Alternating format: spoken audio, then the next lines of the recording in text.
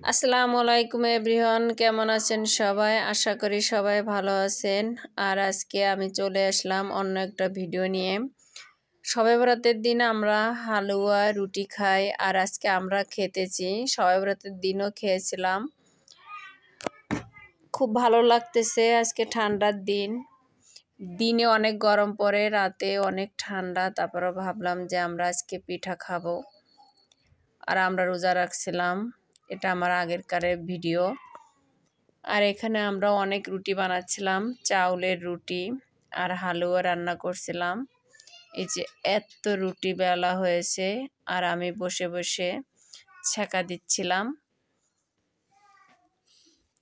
আর এখানে এই যে অনেকগুলো রুটি হয়েছে।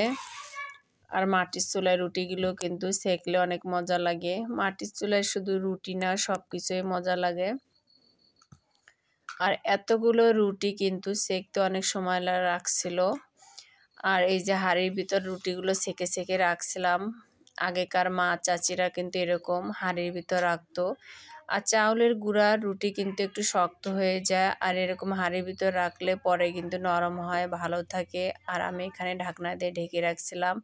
আর এইদিকে চুলায় এরকম সুন্দর করে সেঁকে সেঁকে হাঁড়ির ভিতর রাখছিলাম। আর আমার বোন বেলে দিচ্ছিল। অনেক রুটি তৈরি করা হয়েছিল। আর এদিকে পেঁয়াজু তৈরি করব সন্ধ্যার সময় নাস্তা খাওয়ার জন্য। এদিকে রান্না কমপ্লিট, ওদিকে রান্না কমপ্লিট। আর আমি বারে বারে এই রুটিগুলো সেঁকে নিচ্ছিলাম। তা বন্ধুরা, মেয়েদের কিন্তু কাজের শেষ থাকে না। আর আমরা মেয়েরা ঘরে বসে কী বা করতে পারি, রান্না বান্নার ভিডিও ছাড়া। কোথাও ঘুরতে গেলে এই তো আমাদের ব্লগ ভিডিও, আর কি দেখতে মন চায় না, তবু আপনারা একটু দেখে নিন। আর আপনারা ভিডিও শুরুতে একটা লাইক দিবেন, ভিডিও তারপর দেখা শুরু করবেন। অনেকে আছে ভিডিও দেখতে দেখতে লাইক দিতে ভুলে যান, আর ভিডিও টেনে দেখবেন না। পারলে 3 মিনিটের ভিডিও, 2 মিনিটের ভিডিও সম্পূর্ণ দেখবেন।